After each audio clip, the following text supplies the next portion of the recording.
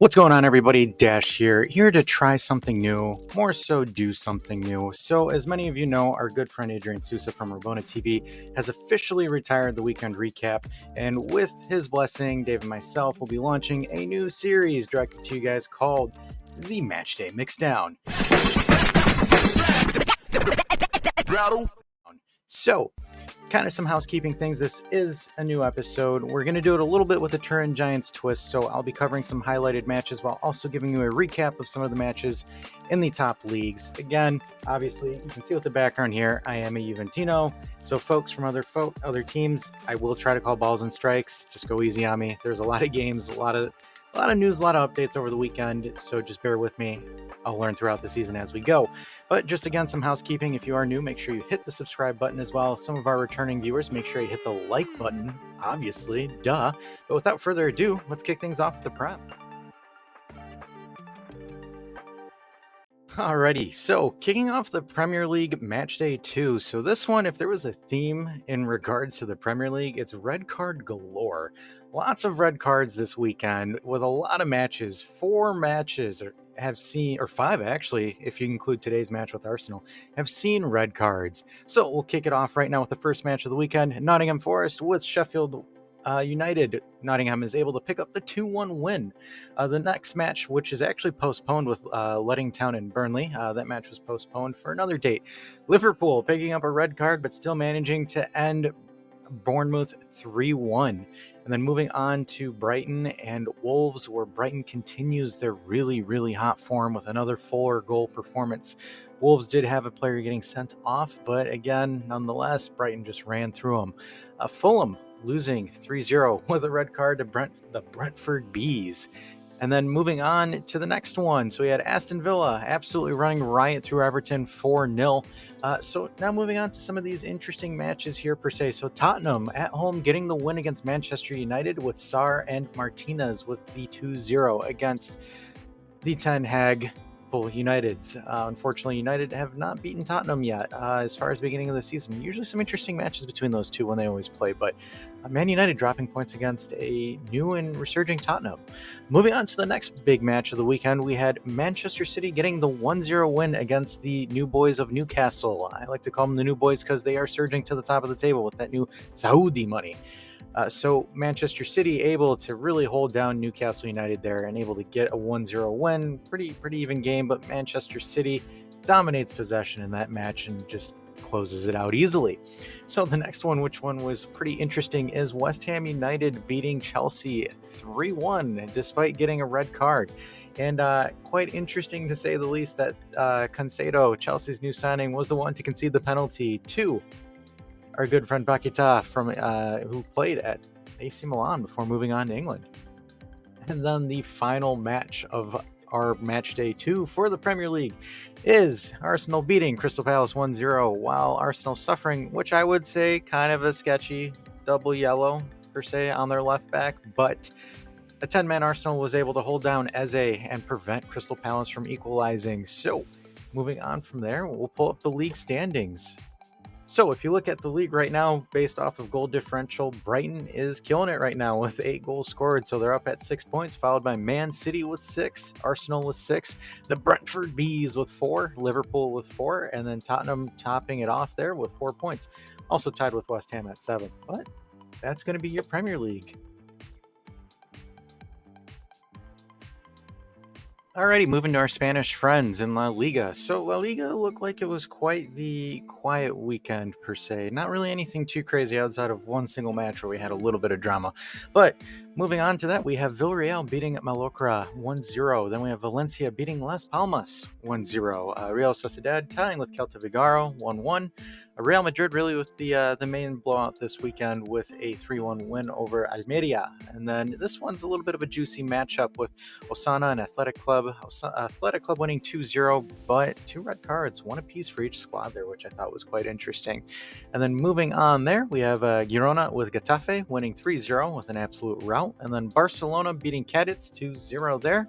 And then Real Betis and Atletico Madrid tying 0-0. And then closing out the weekend with an absolute shootout of Alves beating Sevilla 4-3, and Granada and Rayo Vallecano are at 0-0 currently at time of recording.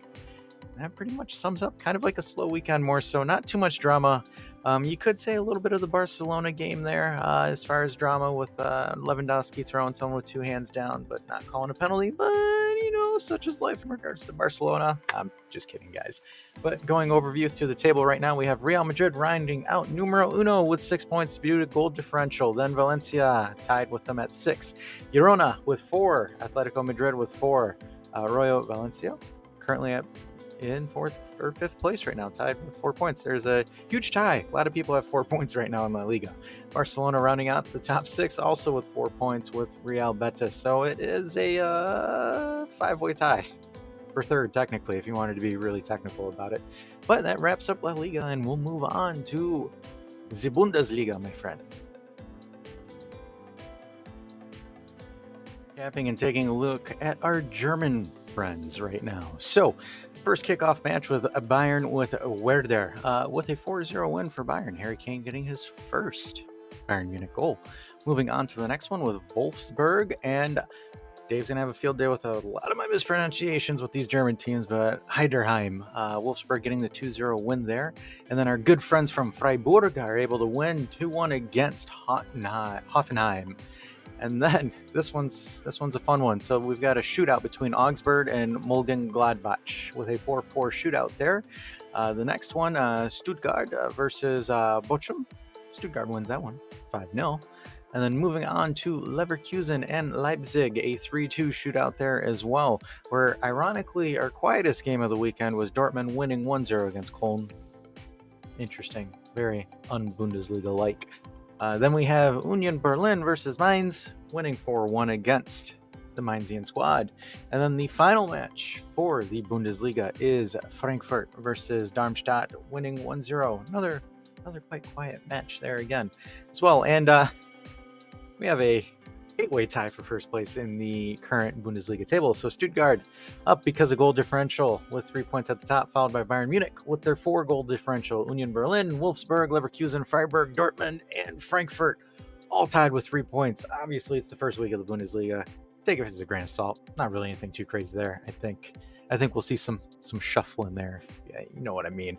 And then now, moving on to our French friends in Ligue 1.